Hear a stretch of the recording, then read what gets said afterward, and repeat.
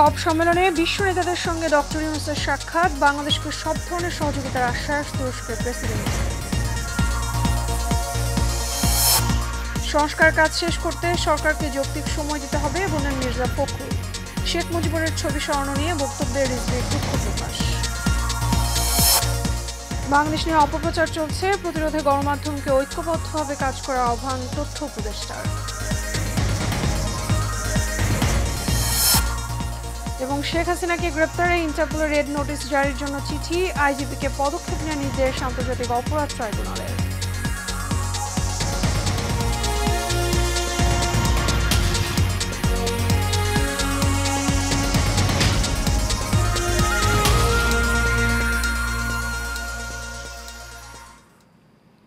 স্বাগত Asian prime নিউজে, আপনাদের সঙ্গে আছি আমি মিতা মৌসুমী। শুনছিলাম বিআরপি কেবল ইন্ডাস্ট্রিজ লিমিটেড সংবাদ শিরোনাম। এবারে চলে যাব বিস্তারিত সংবাদে। আজারবাইজানের রাজধানী বাকুতে COP29 বৈশ্বিক জলবায়ু পরিবর্তন শীর্ষক সম্মেলনের উদ্বোধনী দিনে ব্যস্ত সময় পার করেছেন প্রধান উপদেষ্টা অধ্যাপক মোহাম্মদ ইউনূস। বিশ্বের অন্তত 20টি দেশের শীর্ষ নেতা এবং আন্তর্জাতিক সংস্থার প্রধানদের সঙ্গে সাক্ষাৎ করেছেন তিনি। এ সময় তুরস্কের প্রেসিডেন্ট এরদোয়ান প্রধান উপদেষ্টাকে তুরস্ক সফরের আমন্ত্রণ জানান। সেই সঙ্গে গভীর সংস্কার এবং সমৃদ্ধ দেশ গড়ার যাত্রায় বাংলাদেশকে সম্ভাব্য সব ধরনের সহায়তার আশ্বাস দেন তিনি। ডক্টর ইউনূস তুর্কি প্রেসিডেন্ট দম্পতিকে বাংলাদেশ সফরের আমন্ত্রণ জানান। এছাড়া সংযুক্ত আরব আমিরাতের president Sheikh Mohamed bin Zayed Al Nahyan, FIFA president Gianni Infantino, আলবেনিয়ার প্রধানমন্ত্রী এডি রামা, ঘানার প্রেসিডেন্ট নানা আকুফোয়াডো ও ব্রাজিলের পরিবেশ মন্ত্রী মেরিনা সিলভা সহ শীর্ষ নেতাদের সঙ্গে সাক্ষাৎ করেন ডক্টর ইউনূস।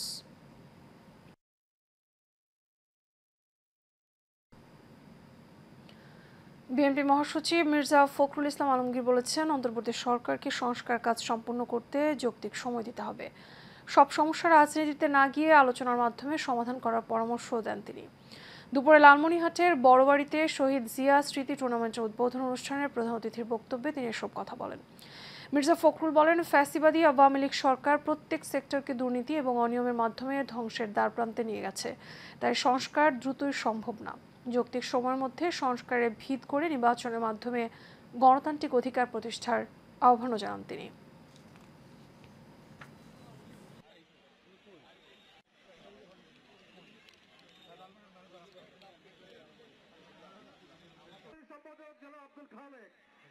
একটা ধ্বংসপ্রাপ্ত প্রশাসন, বিশেষ করে পুলিশ প্রশাসন একেবারেই ধ্বংসপ্রাপ্ত।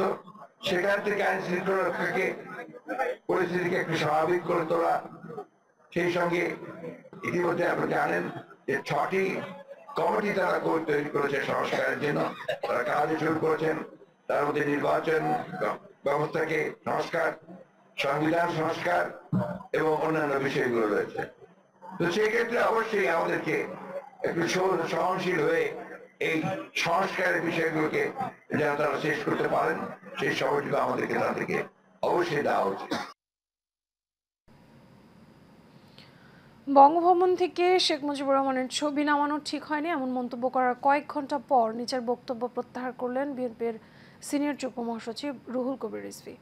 দুপুর এক বিবৃতিতে নিজের বক্তব্য প্রত্যাহারের বিষয়টি গণমাধ্যমকে জানান তিনি। বিস্তারিত জানাচ্ছেন শফিকুল ইসলাম, ক্যামেরায় ছিলেন আনসারুল ইসলাম। জাতীয় নির্বাচনকে সামনে রেখে জনগণের প্রত্যাশা পূরণে কাজ করছে বিএনপি। ইতিবাচক কাজে মনোযোগী হচ্ছে দলটি।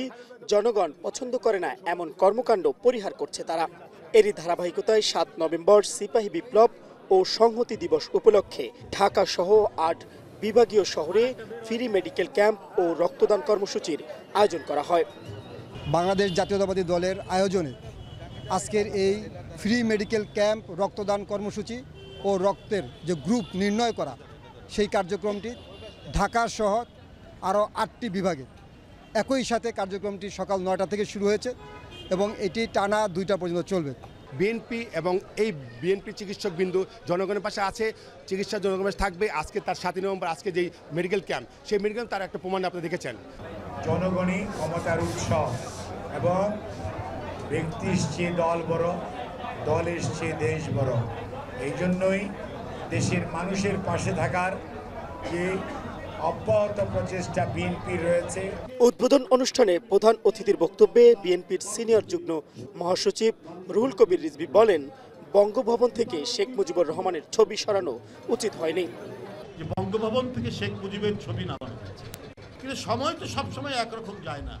যার যতটুকু ইতিহাসে অবস্থান আছে সেটা থাক। জিয়াউর রহমান কিন্তু তার ছবি পুনঃস্থাপন করেছে।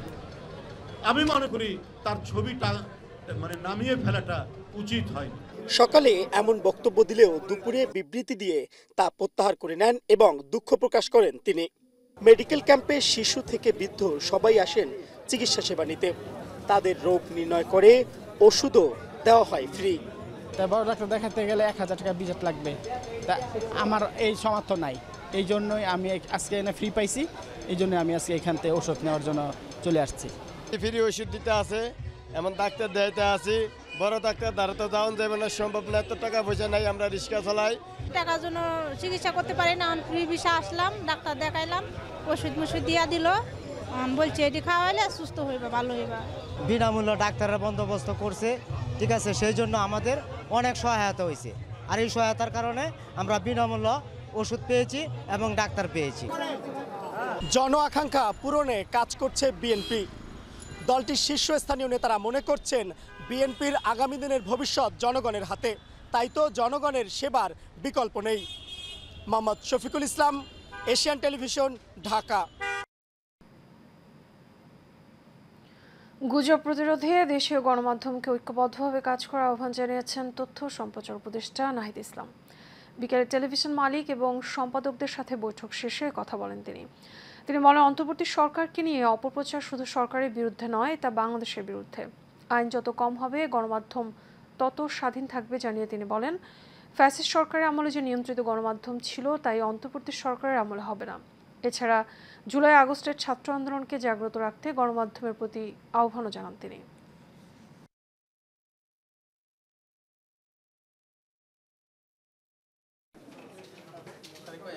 বিগত ফ্যাসিস্ট আমলে যে ধরনের নিয়ন্ত্রিত একটা গণমাধ্যম ব্যবস্থা ছিল এবং নানা সংস্থা থেকে নানাভাবে তাদেরকে ফোন দেওয়া হতো, হেনস্থা করা হতো, সংবাদ গুলাকে পক্ষপাতিত্ব করা হতো, সেই জিনিসগুলা আমরা এই অন্তর্বর্তীকালীন সরকারে সেই জিনিসগুলা হবে না, সেটা প্রথমেই আমরা প্রতিশ্রুতি দিয়েছিলাম। কিন্তু সকলেই যেটা বলেছেন যে আসলে এই যে আমাদের স্বাধীনতা, এই স্বাধীনতা দিয়ে আসলে কিভাবে টেকসই হতে পারে, যাতে এটা চলমান থাকে এবং এই অন্তর্বর্তীকালীন সরকারের পরেও যে কোনো সরকার আসলে যাতে আমরা এই গণমাধ্যমের স্বাধীনতা বা এই ধরনের একটা পরিস্থিতি আমরা যাতে নিশ্চিত করতে পারি, কেউ যাতে বাধা প্রদান করতে না পারে সরকারের জায়গা থেকে, সেটার জন্য গণমাধ্যম সংস্কার কমিশন কাজ করবে। সাবেক প্রধানমন্ত্রী শেখ হাসিনা এবং পলাতক আওয়ামী লীগ নেতাদের গ্রেপ্তারে ইন্টারপোলের রেড নোটিশ জারির বিষয়ে পদক্ষেপ নিতে চিঠি দেওয়া হয়েছে। আজ পুলিশ মহাপরিদর্শক মোহাম্মদ মইনুল ইসলামকে চিঠি পাঠান আন্তর্জাতিক অপরাধ ট্রাইব্যুনালের চিফ প্রসিকিউটর মোহাম্মদ তাজুল ইসলাম। এর আগে গত 10 নভেম্বর সকালে আন্তর্জাতিক অপরাধ ট্রাইব্যুনালের সংস্কার কাজ পরিদর্শন শেষে আইন উপদেষ্টা ডক্টর আসিফ নজরুল সাংবাদিকদের বলেন, শেখ হাসিনা সহ জুলাই আগস্টের গণহত্যায় জড়িতদের দেশে ফিরিয়ে আনতে ইন্টারপোলের রেড নোটিশ জারি করতে যাচ্ছে সরকার।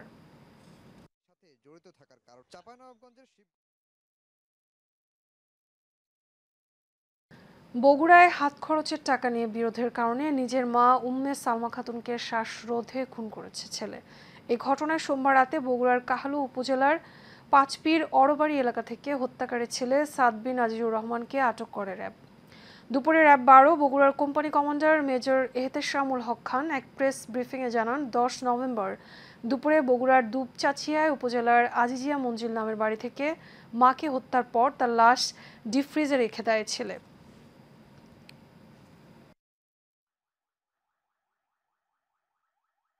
পাওয়া যাচ্ছে না জানিয়ে তার বাবা সহ অন্যদের ফোন দেয়। পরে তার বাবা মাওলানা আজিজুর রহমান বাড়িতে এসে ডিপ ফ্রিজ থেকে সালমা খাতুনকে উদ্ধার করে হাসপাতালে নিলে কর্তব্যরত চিকিৎসকরা তাকে মৃত ঘোষণা করেন।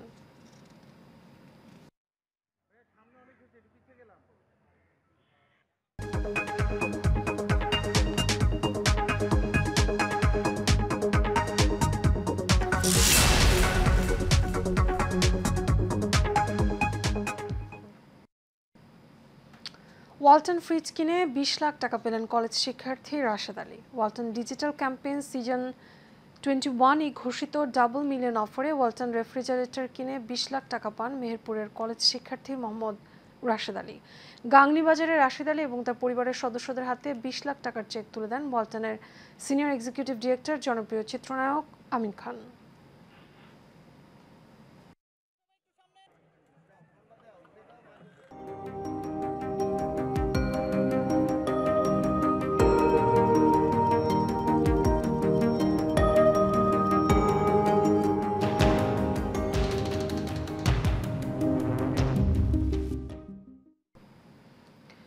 সিউডেল প্রেজেন্টস হেলথ অ্যান্ড বিউটি।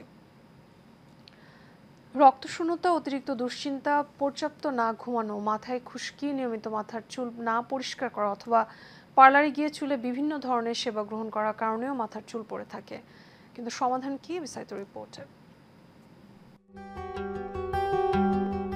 নানা কারণে মেয়েদের মাথার চুল পড়ে, তার মধ্যে অন্যতম একটি কারণ হলো হরমোনজনিত সমস্যা। এছাড়া ভিটামিন ডি এর অভাব, রক্তশূন্যতা, মাথায় খুশকিজনিত অসুখ, অতিরিক্ত দুশ্চিন্তা, রাতে পর্যাপ্ত না ঘুমানো এবং পার্লারে গিয়ে মাথায় বা চুলে বিভিন্ন ধরনের সেবা গ্রহণ করার কারণেও অনেক সময় এমন সমস্যা দেখা দিতে পারে।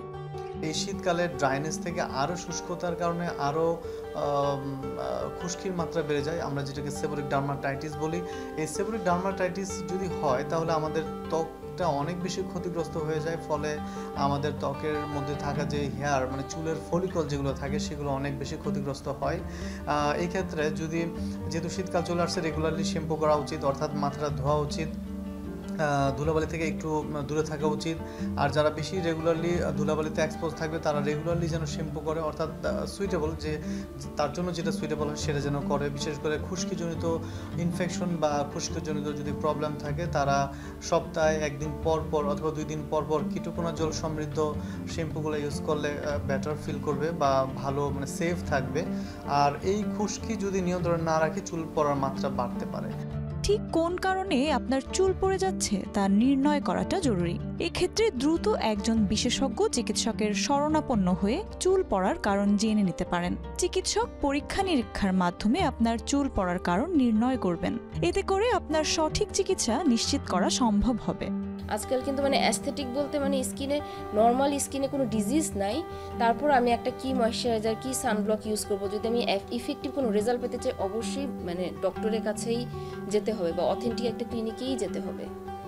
নিয়মিত আপনার চুল পড়তে থাকলে আপনার দুশ্চিন্তার মাত্রা বাড়তে থাকবে, এতে করে ক্ষতিটাও বেশি বলে মনে করেন বিশেষজ্ঞরা। তবে চিকিৎসকের পরামর্শ ছাড়া মেডিসিন ব্যবহার না করাই ভালো।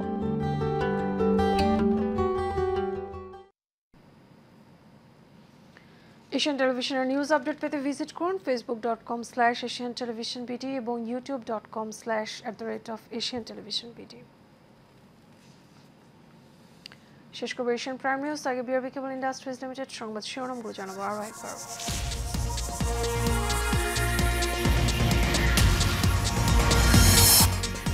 কপ সম্মেলনে বিশ্ব নেতাদের সঙ্গে ডক্টর ইউনূসের সাক্ষাৎ, বাংলাদেশকে সব ধরনের সহযোগিতার আশ্বাস তুরস্কের প্রেসিডেন্টের। সংস্কার কাজ শেষ করতে সরকারকে যৌক্তিক সময় দিতে হবে বললেন মির্জা ফখরুল। শেখ মুজিবের ছবি সরানো নিয়ে বক্তব্যে রিজভির দুঃখ প্রকাশ।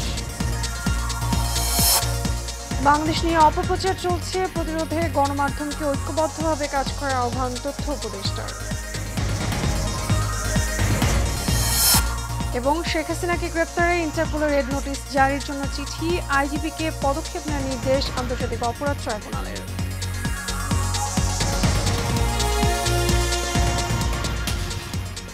এশিয়ান প্রাইম নিউজের পর্যন্ত আমাদের পরবর্তী সংবাদ দেখা।